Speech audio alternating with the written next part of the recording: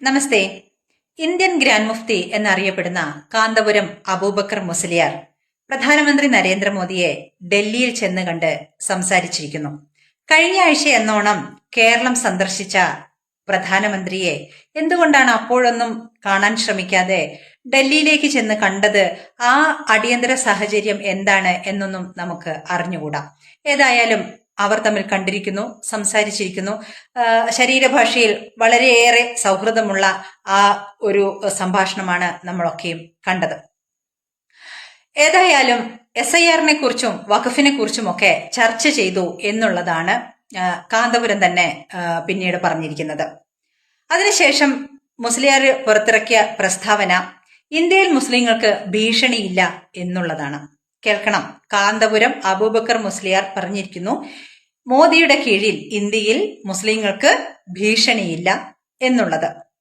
അപ്പോ ഈ മാധ്യമങ്ങളും ഇടതുപക്ഷ കോൺഗ്രസുകാരും ഒക്കെ പറയുന്ന ഈ മോദി ഉണ്ടല്ലോ, രാവിലെ മുസ്ലിമിനെ വറുത്തും ഉച്ചയ്ക്ക് കറിവെച്ചും രാത്രി പുഴുങ്ങിയും തിന്നുന്ന ഈ മോദിയുടെ കീഴിൽ മുസ്ലിങ്ങൾക്ക് യാതൊരു ഭീഷണിയും ഇല്ല എന്ന് പറഞ്ഞിരിക്കുന്നത് ഗ്രാൻഡ് മുഫ്തി എന്ന സ്ഥാനമുള്ള അബൂബക്കർ മുസ്ലിയാരാണ്.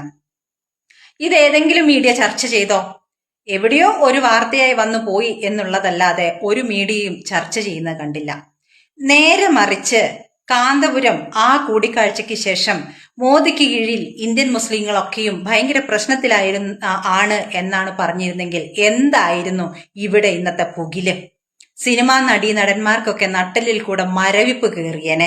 സാംസ്കാരിക നായകന്മാരൊക്കെ ഒപ്പിട്ട് ഷീറ്റ് കണക്കിന് പേപ്പറുകൾ അയച്ചേനെ സുപ്രീം കോടതിക്കും മറ്റും. അങ്ങനെ എന്തൊക്കെ പിന്നെ മെഴുകുതിരി പ്രകടനങ്ങളോ എന്തൊക്കെ നടന്നേനെ ഇന്ന്.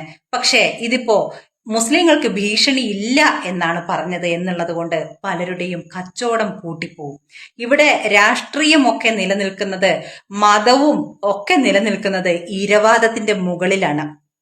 എന്നെ ഞോണ്ടിയെ എന്നെ മാന്തിയെ എന്നുള്ള ന്യൂനപക്ഷത്തിന്റെ ഇരവാദത്തിന്റെ മുകളിലാണ് ഇവിടുത്തെ രാഷ്ട്രീയവും മതവും നിലനിൽക്കുന്നത്.